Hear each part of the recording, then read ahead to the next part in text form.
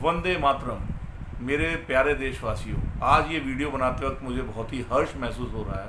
उसका कारण है कि हमारे देश में जो G20 समिट चल रही है, उस G20 समिट में जो मुख्यतः 3 प्रस्ताव पास हुए हैं, उनमें से पहला है ग्लोबल वार्मिंग, दूसरा है सस्टेनेबल प्रोडक्ट्स का यूज़ और तीसरा है हमारा बायोफ्यूल।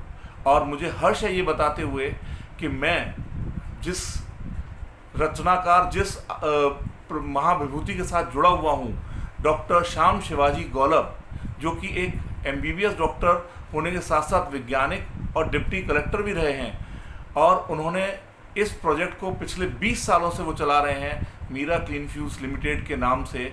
और मैं पिछले कई सालों से उनके साथ इस प्रोजेक्ट पर काम कर रहा हूं, और मुझे गर्व हो रहा है कि आज हमारे इस प्रोजेक्ट पर को भारत सरकार ही नहीं, पूरे विश्व ने मोहर लगाकर उसको सही साबित किया है।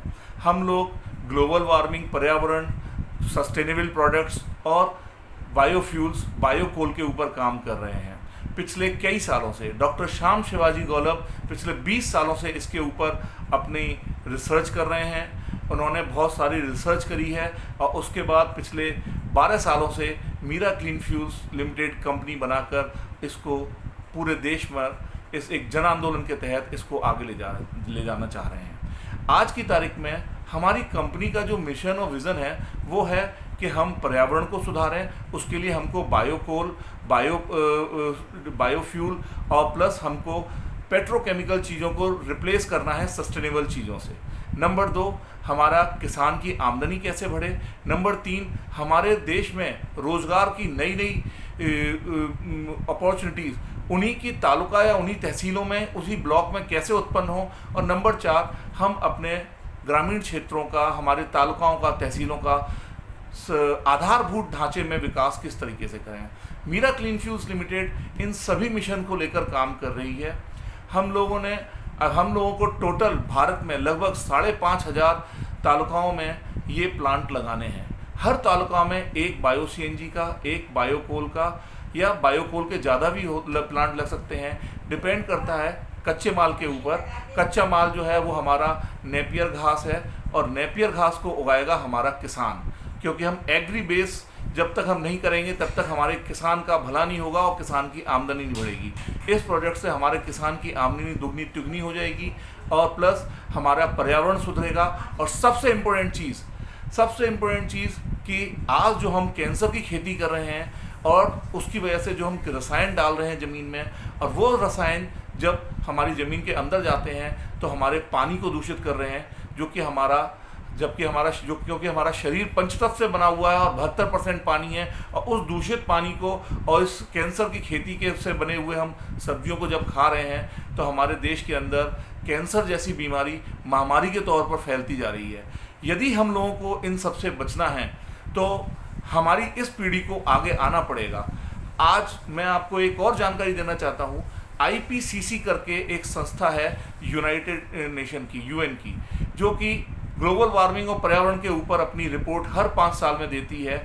और उसने पिछले साल 2022 में ये चेतावनी दी है कि यदि हम लोगों ने कोई कदम नहीं उठाया, खास करके हमारी पीढ़ी ने यदि कोई कदम नहीं उठाया, तो हमारी आने वाले बच्चे और उनके बच्चे, हमारे नाती पोतों के लिए जीवन बिल्कुल दुश्वार हो जाएगा। उनके लिए वो सिर्फ 10, 15, 20 साल के बाद दवाइयों के सहारे वैसाखी पर ही जीवित रह पाएंगे, अन्यथा उनको जीवित रहना बहुत मुश्किल हो जाएगा। हमारी पृथ्वी का तापमान बढ़ जाएगा, लोग वहाँ खड़े खड़े गिर जाएंगे।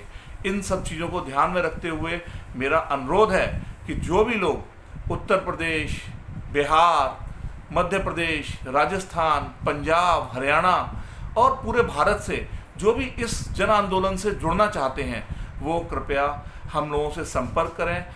मेरा नंबर है 9929 666 3 बार 6 722। एक बार दोबारा रिपीट कर रहा हूँ, 99 29 666 722। ये मेरा नंबर है। जो भी इस मिशन से जुड़ना चाहते हैं कृपया हमको संपर्क करें। हम लोग हर क्षेत्र में, हमको हर तालुका में एक ऐसा जिम्मेदार आदमी चाहिए जो कि हमारे इस मिशन में को आगे बढ़ाने में हमारा सहयोग कर सके। इस प्रोजेक्ट के लिए फंडिंग, टेक्नोलॉजी, गाइडेंस, ट्रेनिंग, इन सब की व्यवस्था हमारी कंपनी कर रही है।